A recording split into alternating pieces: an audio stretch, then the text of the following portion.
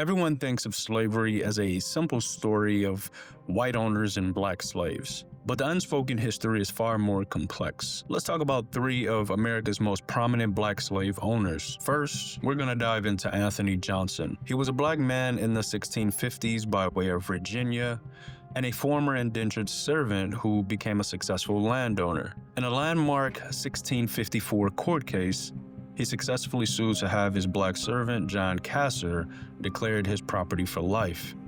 It's one of the first legal recognitions of chattel slavery in America, and it was done at the demand of a black man. Next, let's jump to the 1800s in South Carolina and meet William Ellison, a former slave named April who bought his freedom and went on to change his name and become a master cotton gin maker.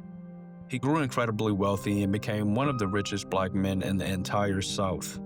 He built his fortune on the backs of more than 60 black slaves that he owned, and historical records show that he was harsh and sometimes a brutal master who sold slaves and separated families just like his white counterparts. And finally, let's take a look at the Pendarvis family of South Carolina. They were a prominent, wealthy, mixed-race family who, for generations, ran a massive plantation. At their peak, they owned over 100 slaves, operating within the same brutal economic system as the white plantation owners around them. See, these are not isolated cases.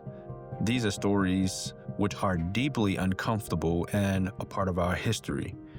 They don't change or excuse the unique evil and scale of race-based chattel slavery, but they force us to have a more honest conversation and understanding.